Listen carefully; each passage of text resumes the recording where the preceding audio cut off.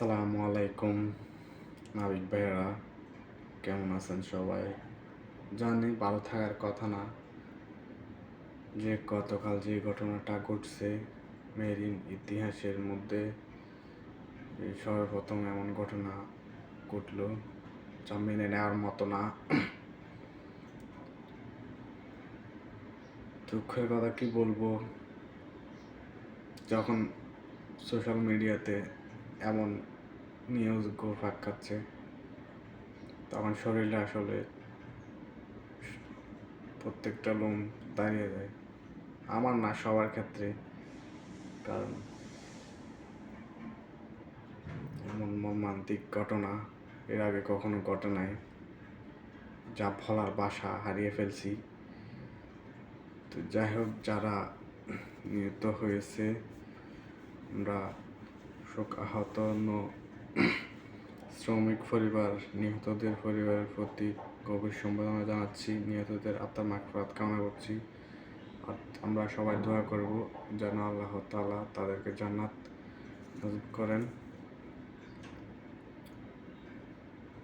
এখন সর্বশেষ কথা হচ্ছে যে আমাদের নাবিকদের নিরাপত্তা চাই। আমাদের নাবিকদের নিরাপত্তা কোথায়, যেখানে পুরো বাংলাদেশ একটা দেশ চলে আমাদের অর্থনীতির মধ্য দিয়ে, সেখানে আমাদের কোনো নিরাপত্তা নাই, জানমালের কোনো নিরাপত্তা নাই। দিনের পর দিন ডাকাতি হচ্ছে, কখনো কেউ প্রতিবাদ করতেছে না। কালকে আসলে যেটা হয়েছে এটা কি আর বলবো, চোখের পানি ধরে রাখতে পারিনি। আমার শরীরে এখনো কাঁপতেছে। যখনই বারবার মনে পড়ে তখনই চোখে পানি চলে আসে।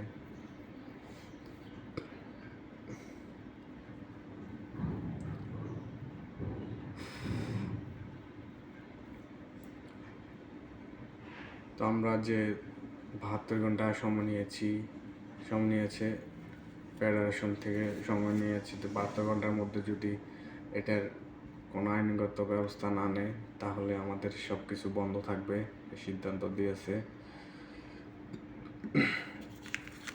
তারপরে যে যেখান থেকে পারেন প্রতিবাদ করতে থাকেন অনলাইন সোশ্যাল মিডিয়ার মধ্যে, যে যেখানে পারেন প্রতিবাদ করতে থাকেন। এটা একটা সমাধান করতে হবে, না হয় আজ আমার ভাইদের হয়েছে কাল আমার হবে না এমন কোনো গ্যারান্টি আছে? পরশু এমন দিনের পর দিন হবে, এটার কোনো একটা কিছু করতে হবে। আমি আশা করি এই ঘটনা দিয়েই একটা সুস্থ বিচার হবে, একটা সুস্থ বিচার চাই আমরা।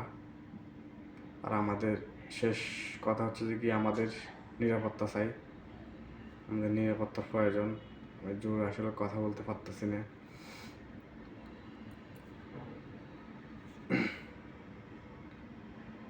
সবাই যার যার অবস্থান থেকে প্রতিবাদ করুন। তো সবাই ভালো থাকবেন, দোয়া করবেন। নাবিক যারা নিহত হয়েছে তাদের পরিবারকে ধৈর্য ধরার তৌফিক দান করুন। আল্লাহ তাআলা তাদের রিজিক ব্যবস্থা করে দিন, এটাই দোয়া করব। সবাই ভালো থাকবেন।